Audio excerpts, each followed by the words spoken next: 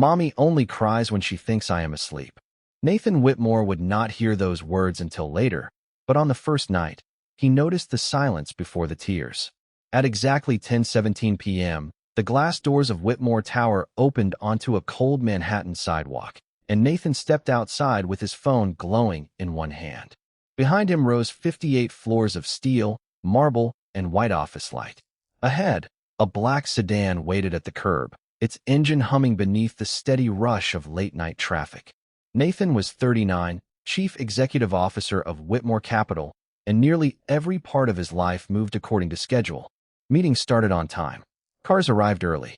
Problems were identified before they became expensive. That was why the young woman across the street caught his attention. She sat beneath the narrow shelter of a bus stop, wearing a faded gray coat. One arm curved around a sleeping little girl. A worn backpack rested beneath the child's head like a pillow. The woman faced the street, but whenever headlights swept across the shelter, Nathan could see the shine of tears on her cheeks. He slowed. Not enough to stop, just enough to notice. His phone buzzed again. A message from the board. A decision was needed before morning. Mr. Whitmore, his driver called gently. Nathan looked away and stepped into the car. The next night, she was there again. Same bench, same coat, same little girl. Rain tapped against the plastic roof while the woman removed her own scarf and carefully wrapped it around the child's shoulders. Nathan stood beneath the dry awning of his building and watched her check the digital bus sign. 12 minutes. Then delayed. Then 18 minutes. She pressed her lips together and looked down at the girl. Only after the child's breathing became slow and even did the woman lower her face into one hand. Her shoulders trembled. Nathan understood something then. She never cried while the little girl was awake. On the third night, he found himself looking toward the bus stop before his driver opened the car door. On the fourth, he told himself it was curiosity. On the fifth, his assistant asked why he had started leaving the office at exactly the same time every evening. Nathan had no answer. The woman never approached him, never held out a hand, never glanced toward the expensive cars leaving Whitmore Tower. She simply sat there after what looked like a long shift, hair loosely tied back, inexpensive shoes darkened by rain, one hand always near her daughter. On the sixth night, Nathan nearly crossed the street. He stopped at the curb and watched the woman open a paper bag. She broke a sandwich in half, gave the larger piece to the child, and held the smaller piece for several seconds before wrapping it again untouched. Nathan's phone rang. A senior partner needed him. He turned away. By the time the sedan entered traffic, he had convinced himself he had made the reasonable choice. She was a stranger. Her life was not his responsibility. But on the seventh night, Nathan walked out of Whitmore Tower and stopped completely. The bench was empty. No gray coat. No worn backpack.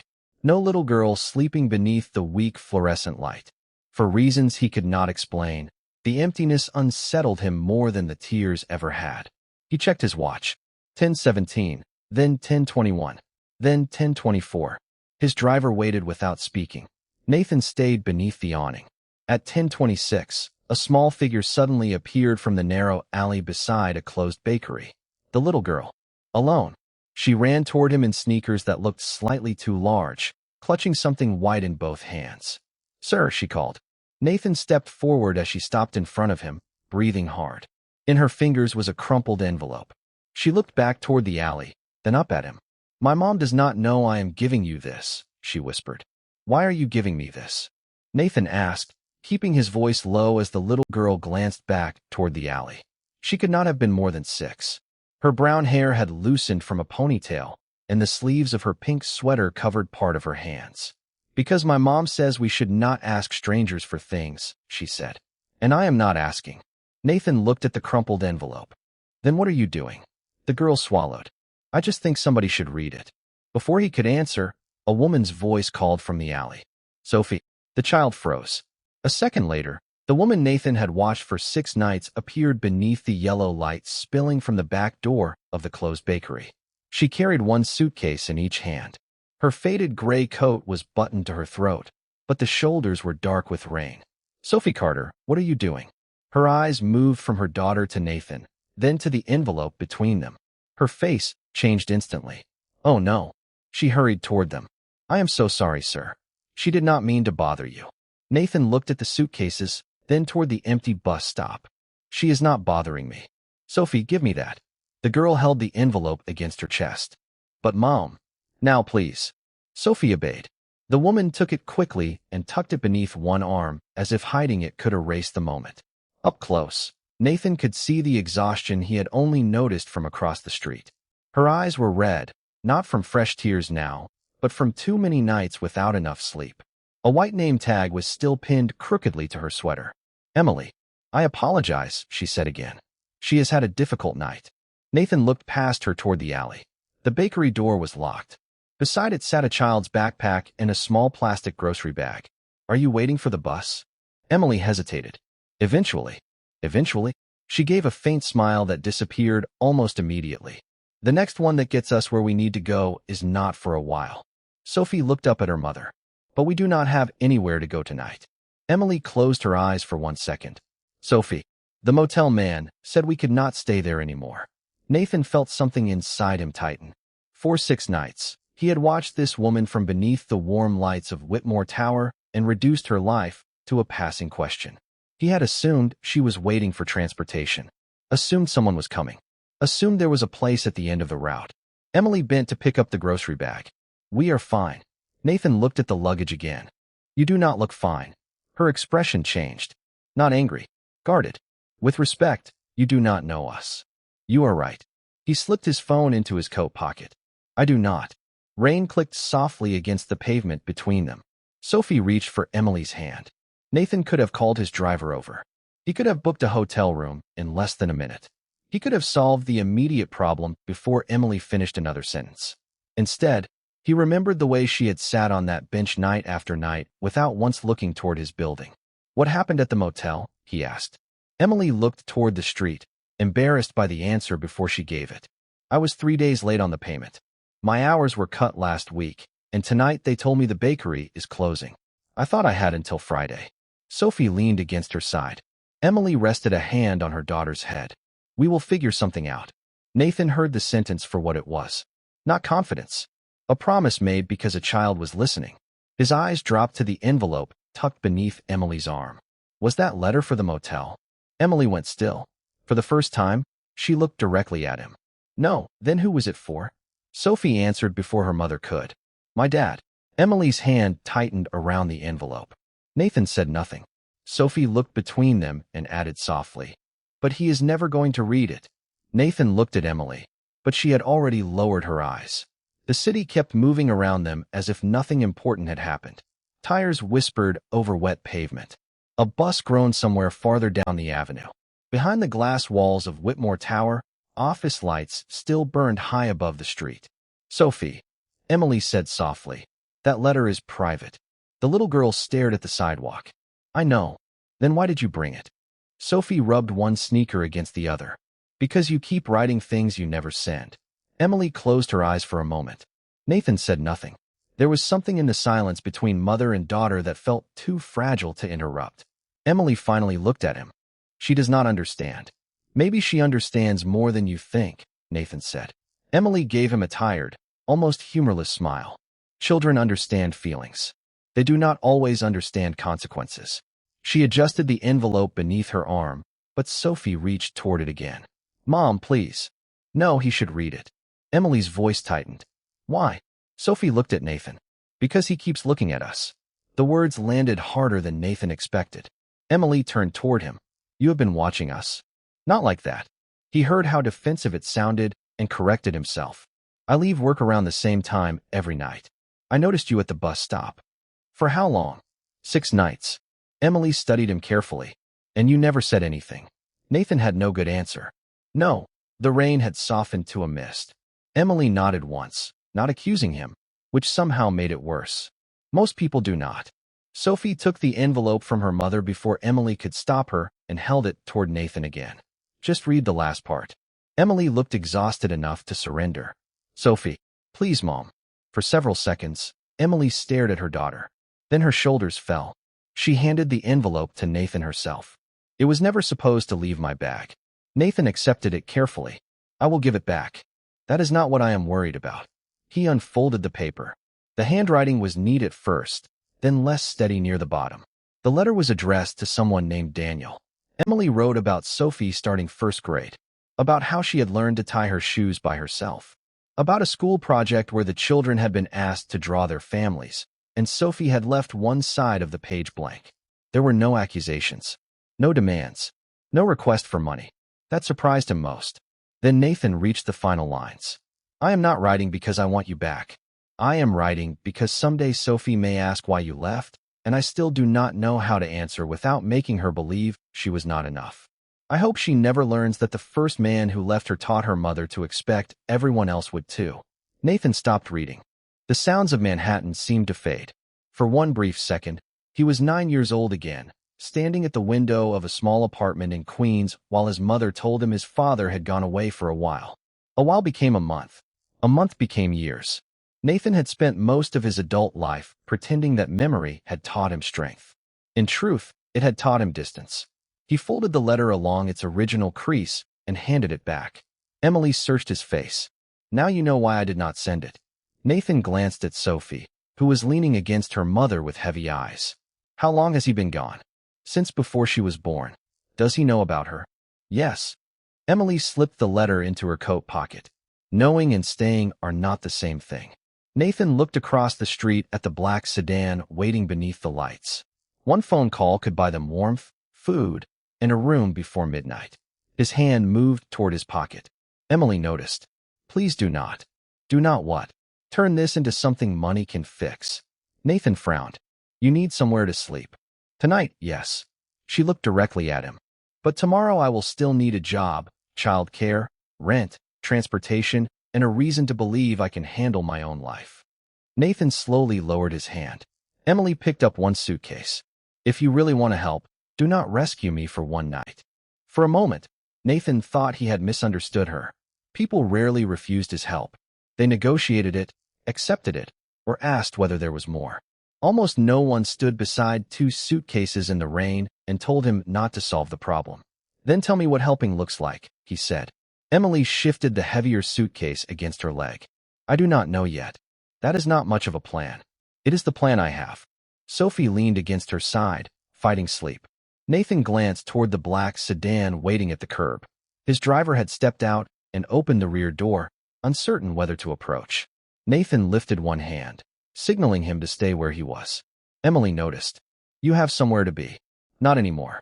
People like you always have somewhere to be. The words were not bitter, just tired. Nathan almost smiled. People like me? Emily looked toward Whitmore Tower, then at his coat, his polished shoes, the waiting car. You know what I mean. He did. Rain gathered along the edge of the bus shelter and fell in steady drops. Nathan stepped closer beneath the awning. I can get you a room tonight without making it complicated. Emily shook her head immediately. That is exactly what I mean. It is a room, not a contract. And tomorrow morning? He did not answer. Emily nodded once. That is the part everyone skips. Sophie tugged gently at her mother's sleeve. I am cold. Emily's expression softened at once. She crouched and pulled the child's coat tighter around her shoulders. I know, sweetheart. Nathan looked away for a second. He had spent years solving problems by finding the shortest path between cause and solution. Buy the company. Replace the vendor. Move the meeting. Hire more people. Cut the delay. But Emily's life did not fit into a clean decision. One missed paycheck had led to a late motel payment. Reduced hours had made childcare harder. Losing stable housing would make finding steady work harder. Every problem seemed tied to another one. What kind of work did you do before the bakery? He asked. Emily hesitated. Bookkeeping. For how long? Almost 5 years. Why did you stop? She looked at Sophie. Nathan understood before she answered. Childcare got too expensive. Her father was already gone. My mother helped for a while, but she moved to Arizona after she got sick. I took whatever shifts I could find after that. Do you have a resume? On my phone. References? Yes. Then you are employable. Emily gave a quiet laugh with no humor in it. That sounds simple when you say it. Maybe it is. She looked at him sharply. No, it is simple for you. The sentence stopped him. Emily stood again and brushed a few drops of rain from Sophie's hair. You can call someone and move me to the front of a line. You can pay for a room and turn tonight into a story where the rich man did something generous. Then you go home feeling better. Nathan felt the sting because there was truth in it. That is not what I am trying to do. I know. Her voice softened. That is why I am telling you before you do it. Sophie suddenly opened the grocery bag and pulled out the sandwich Nathan had seen the night before. It was wrapped carefully in wax paper. She broke off a small piece and held it toward him. Do you want some? Nathan stared at it. That is yours. Mom says sharing makes things less scary. Emily looked embarrassed. You do not have to take it. Nathan slowly accepted the piece. Plain turkey and cheese on white bread. Nothing remarkable. Yet standing beneath a leaking shelter, holding food offered by a child who did not know where she would sleep, Nathan felt something inside him shift. Sophie smiled. See? Less scary. Nathan looked at Emily. There is a diner 2 blocks from here. Warm, open all night, and nobody there needs to know who I am. Emily studied him for a long second. You are not paying my motel bill. I heard you the first time. You are not calling anyone about a job. Not tonight. And you are not making promises. Nathan nodded. No promises. Emily looked down at Sophie, then back at him. Just dinner. Just dinner. Nathan picked up the heavier suitcase before she could object. For the first time in 7 nights, he did not walk past them. The diner was nearly empty when they stepped inside, warm with the smell of coffee, grilled bread, and something sweet baking behind the counter.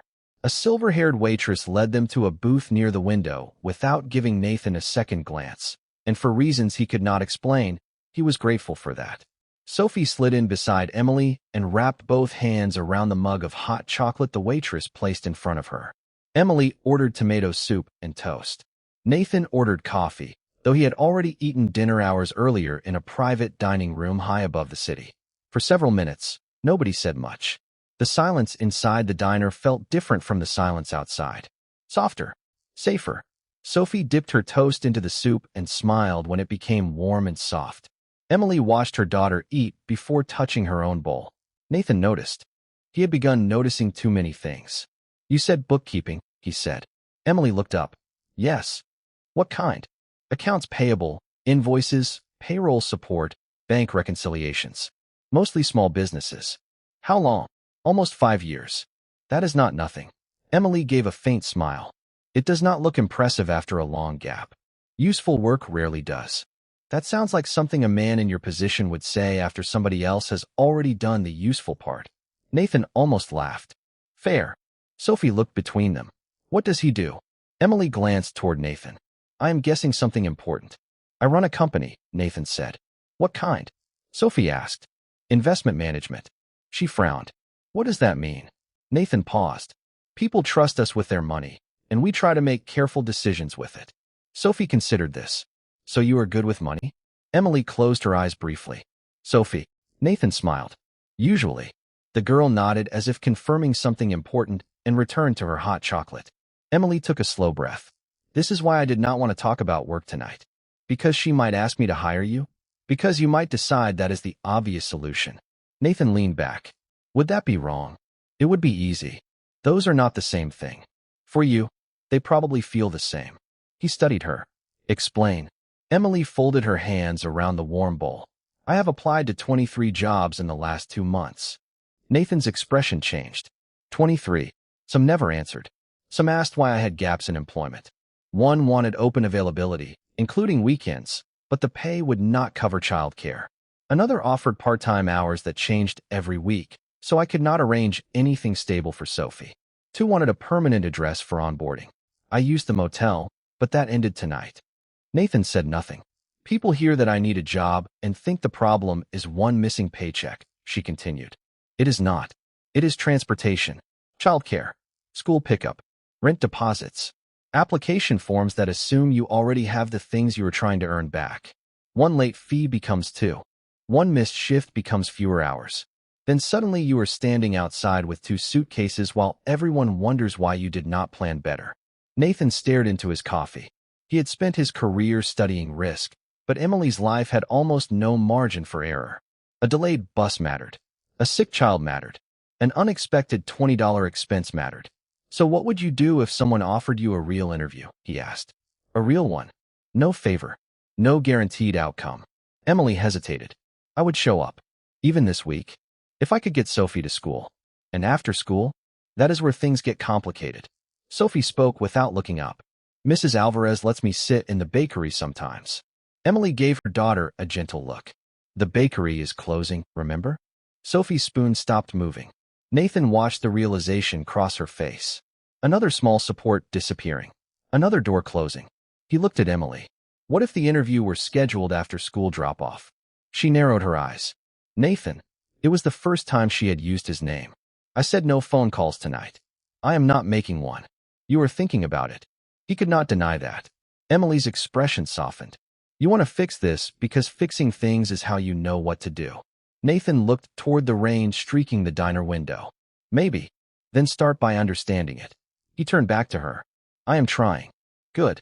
She lifted her spoon. Then listen before you decide what I need. Nathan nodded slowly. For the first time in years, he had no argument ready. And for the first time that night, Emily finally began to eat. By the time Sophie finished her hot chocolate, her eyelids were drooping, and Emily began gathering their things with the careful movements of someone who knew every warm place eventually came with a closing time. She folded the paper napkin around the half piece of toast Sophie had not eaten and tucked it into the grocery bag. Nathan watched without commenting. Nothing wasted. Not even a crust. There is one thing I can do without making a promise, he said. Emily looked at him cautiously. What is that? I can give you an address. For what? An interview. Her expression changed immediately. At your company? Yes. Nathan, you said you would show up for a real interview. A real interview means I apply like everyone else. Then apply like everyone else. She held his gaze. And you do nothing? Nothing. No call to human resources? No message telling someone to go easy on me. No guarantee. No guarantee. Sophie opened one sleepy eye. That is a lot of no. Nathan smiled faintly. Sometimes no is useful. Emily looked down at the table, thinking. What position? Bookkeeping associate. The finance operations team has been hiring. How do you know? It is my company. Right. She almost smiled. Nathan took a business card from his wallet, turned it over, and wrote an email address on the back. Send your resume to the general recruiting inbox. It goes through the normal process. Emily did not take the card immediately. And if I am not qualified, then you do not get the job. And if I am, then you deserve the chance to prove it. That answer seemed to matter. She finally accepted the card and slipped it carefully into her coat pocket. A door, she said. Not a rescue. Nathan nodded. A door. Outside, the rain had weakened to a fine mist. Nathan carried the heavier suitcase while Emily held Sophie's hand. When they reached the corner, Emily stopped. You really do not have to come farther. Where are you going? There is a 24-hour family shelter on West 49th Street. I called earlier. They said they might have space for us after midnight. Nathan glanced at Sophie, who was barely awake now. That is almost a mile from here. We can manage. At least let my driver take you. Emily hesitated. Nathan added, transportation is not a rescue. She gave him a tired look. You are learning quickly. 10 minutes later, Emily and Sophie were in the back seat of Nathan's sedan while he remained on the sidewalk. His driver had looked surprised when Nathan told him to take them to the shelter first and come back. Nathan did not explain. He walked several blocks toward home alone, his hands in his coat pockets, listening to the city differently than he had an hour earlier. The next morning, at 8:42, an email notification appeared on his computer. Emily Carter. Subject, bookkeeping application. Nathan opened the message, saw the attached resume, then stopped himself before reading farther. He forwarded it to the general recruiting inbox with 4 words. Standard process. No exceptions. 2 days later, Emily sat in the public library near Sophie's school, wearing a clean blouse beneath her gray coat. She had printed 2 copies of her resume, spent $8 on subway fare, and carried coffee from the shelter instead of buying breakfast. At 11:30, she walked into Whitmore Tower carrying a plain folder. Nathan did not know she had arrived. That was exactly how he wanted it. 45 minutes later, Emily completed the first interview and a bookkeeping assessment. She caught a duplicated vendor charge, corrected a reconciliation error, and answered every question without mentioning Nathan once. When she left the building, she allowed herself one small breath of hope. Upstairs, Nathan was reviewing quarterly projections when his assistant, Claire Bennett, entered with a tablet. You asked not to be involved in the bookkeeping interviews, she said. I did. Then you should know Ms. Carter was not advanced to the second round. Nathan looked up. Was her technical assessment poor? Claire hesitated. No, it was one of the highest scores this month. Nathan set down his pen. Then why was she rejected? Claire looked at the screen. Employment gaps. Temporary housing history. Limited recent office experience. Nathan went very still. For the first time, the problem in front of him was not Emily's lack of opportunity. It was the system he had assumed was fair. Nathan did not call Emily. He wanted to, and that was exactly why he stopped himself. Instead, he asked Claire for the full hiring criteria used for bookkeeping applicants over the previous 6 months. By noon, 3 folders and a spreadsheet covered the conference table in his office. Claire stood beside him while he scrolled through rejection codes that looked harmless until they began repeating. Employment gap. Temporary address. Schedule instability. Limited recent office experience. How many otherwise qualified applicants were rejected for those reasons? Nathan asked. Claire checked the report. 73. Nathan looked up. 73. Yes. The room felt colder. Nathan leaned back and stared through the glass wall toward the city. He had approved efficiency targets, faster hiring cycles, lower turnover, and stricter scheduling standards. He had never told anyone to reject struggling parents or people between permanent addresses. But the system had learned to treat complicated lives as risk. Who approved these criteria, he asked. Human Resources, Operations, and Legal reviewed them. Claire paused. You approved the broader hiring framework last year. Nathan nodded slowly. That was enough. Across town, Emily sat on a bench outside Sophie's school with the rejection email still buried in her phone. She had read it once on the subway and locked the screen before disappointment could become something heavier. At 3:10, Sophie came running through the school doors. Did you get the job? Emily forced a small smile. Not this one. Sophie slowed. Did you do bad? No, sweetheart. Then why? Emily looked at the parents gathering around them, each carrying bags, phones, schedules, and private worries of their own. Sometimes doing your best does not mean you get what you want. Sophie frowned. That does not sound fair. Emily squeezed her hand. Fair does not always happen right away. That evening, Emily returned to the family shelter and filled out 2 more applications after Sophie fell asleep. She did not go back to the bus stop. At 10:17, Nathan stepped outside Whitmore Tower and looked across the street anyway. The bench was empty. This time, the emptiness felt different. It no longer reminded him of a stranger he had failed to notice. It reminded him of a pattern he had helped build. The next morning, Nathan called the first of several meetings with Human Resources, Recruiting, and Operations. He placed the report on the table. I want these screening criteria reviewed immediately. The head of Human Resources frowned. Because of one candidate. Because of 73. Silence settled over the room. Nathan tapped the report. If someone can do the work, I do not want caregiving gaps, temporary housing, or irregular past schedules used as shortcuts for incompetence. Those factors can predict scheduling risk, one manager said carefully. Then ask about scheduling, Nathan replied. Do not make poverty or caregiving history stand in for ability. He did not order anyone to hire Emily. Instead, he asked that her application be reconsidered under a neutral review because her technical results contradicted the reasons she had been screened out. The same review would apply to other recent applicants affected by those criteria. 2 days later, Emily's phone rang while she was walking from Sophie's school toward the shelter. Ms. Carter, a recruiter said, we would like to invite you back for a second interview. Emily stopped on the sidewalk. I thought I had already been rejected. The screening process is under review. Her eyes narrowed. Did Nathan Whitmore ask you to hire me? Mr. Whitmore is not participating in your interview or final decision. That answer mattered. Then yes, Emily said. I will come. The following morning, she sat before a 3-person panel and answered every question without mentioning Nathan once. She explained vendor reconciliation, payroll timing, invoice controls, and a duplicate expense entry hidden inside a sample ledger. 40 minutes later, she walked out unsure of the result, but certain of one thing. She had finally been judged on what she could do. Upstairs, Nathan waited until the panel submitted its decision before asking Claire for the report. She placed it on his desk. They were unanimous. Nathan looked at her. Claire smiled. For Emily Carter. Emily received the offer at 4:12 that afternoon while sitting beside Sophie in the children's section of the public library.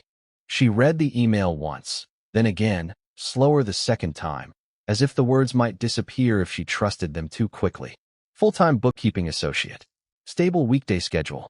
Benefits after the probation period. A salary that was not extraordinary by Manhattan standards, but to Emily, it looked like breathing room. Sophie watched her face from across the table, surrounded by crayons and picture books. Is it good? Emily pressed her lips together and nodded. It is good. Did you get the job? Emily nodded again. Sophie climbed out of her chair and wrapped both arms around her. I knew you would. Emily held her tightly. I did not. I did.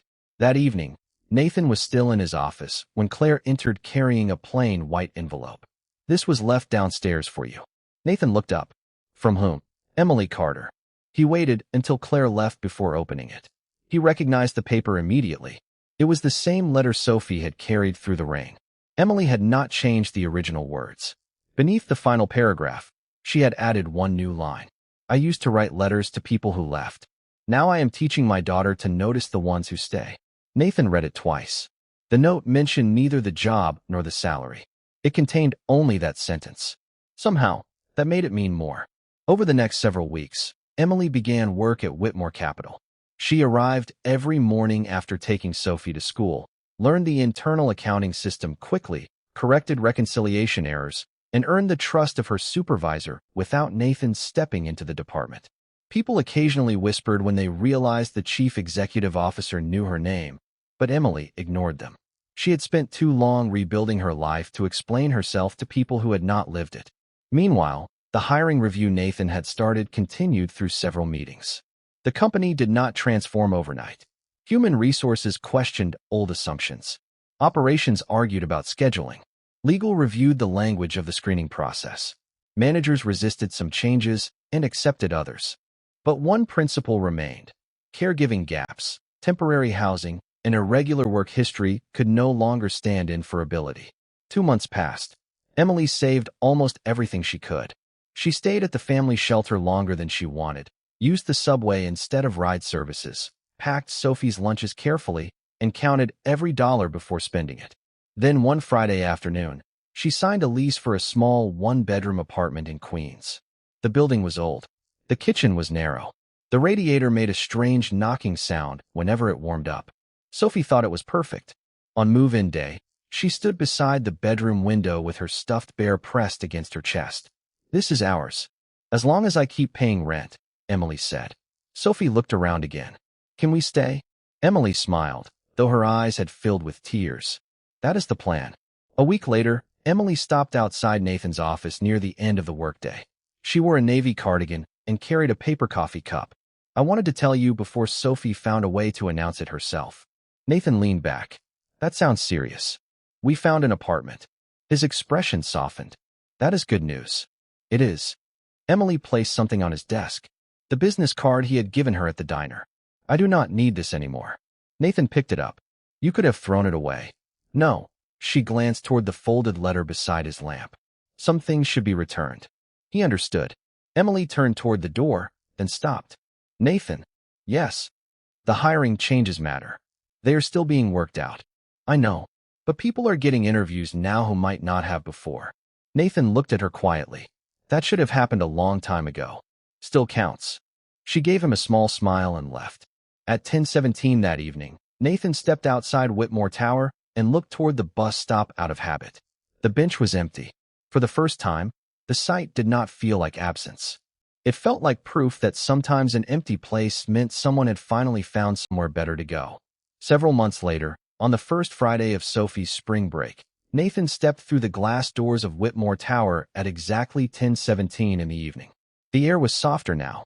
Winter had finally loosened its grip on New York, and the sidewalk that had once shone with cold rain was dry beneath the city lights. Nathan adjusted the cuff of his charcoal suit and looked toward the bus stop out of habit. He still did that every night. Most evenings, the bench was empty. Tonight, it was not. Emily stood beneath the shelter wearing a light blue coat, her brown hair loose around her shoulders. Sophie stood beside her holding 2 paper cups with both hands. She saw Nathan first. Mr. Whitmore, she called, waving so hard that one of the lids nearly slipped. Nathan stopped, then smiled before he could hide it. He crossed the street. What are you two doing here? Sophie lifted one cup proudly. We brought you hot chocolate. Nathan glanced at Emily. Was this your idea? Absolutely not, Emily said. I was informed. Sophie frowned. You agreed. After 20 minutes of negotiation, Nathan accepted the cup. Then I appreciate the persistence. Sophie nodded seriously. You always look cold when you walk past us. Nathan looked down at the cup, then back at her. That may be the nicest criticism I have ever received. Emily laughed softly. Months earlier, Nathan had known her by the way she tried not to cry. Now he knew the way her face changed when she laughed, the way she raised one eyebrow when Sophie exaggerated a story, and the way she spoke about work with a confidence she had slowly earned back. They sat together on the same bench where Emily had once waited with nowhere certain to go. Sophie took the middle seat. Traffic moved through the intersection. A delivery truck stopped at the light. Somewhere nearby, a restaurant door opened and released a burst of warm conversation into the street. How is the apartment? Nathan asked. Still small, Emily said. Still ours. The radiator still knocks, Sophie added. It sounds like it is trying to talk. And apparently it has opinions, Emily said. Nathan smiled. What does it say? Sophie thought carefully. Mostly that we should get a dog. Emily gave Nathan a warning look. Do not encourage that. I have said nothing. Your face is encouraging her. Sophie laughed. For a while, they drank in silence. Nathan looked across the street at Whitmore Tower. From this side, the building seemed colder than it did from inside. Work is going well, Emily said. My supervisor asked me to train one of the new hires next month. Nathan turned toward her. That is fast. I am good at my job. There was no hesitation in her voice now. No apology. Nathan nodded. I know. Emily looked toward the building too. The new hiring policy helped her get through the first screening. Who? The woman I am training. She spent 3 years caring for her father before coming back to work. Nathan was quiet. The changes he had started were still imperfect. There were meetings, revisions, disagreements, and more work ahead. But tonight, the change had a face. Sophie leaned against Emily's arm and yawned. Emily reached into her purse and pulled out an envelope. Nathan recognized the shape immediately. Another letter? He asked. A copy of the old one. She handed it to him. Nathan unfolded the page carefully. The original words were still there. Beneath the final paragraph, Emily had added one more line. I used to think being left behind meant I had to become strong enough to need no one. Now I know strength can also mean knowing who deserves to stay. Nathan read it once, then folded the paper along the same crease. He looked at Emily. She held his gaze without looking away. Sophie broke the silence. Are you going to walk past us again? Nathan looked at the little girl, then at the woman beside her. Months ago, he might have searched for the perfect answer. Tonight, he did not need one. No, he said. Sophie smiled. Good. Nathan slipped the letter into his coat pocket. The bus pulled to the curb with a soft hiss, its doors opening beneath the shelter light, but none of them stood. Nathan had spent most of his life believing that changing someone's future required money, influence, or power. A little girl with an envelope had taught him something simpler. Sometimes the first thing a person needs is not to be rescued.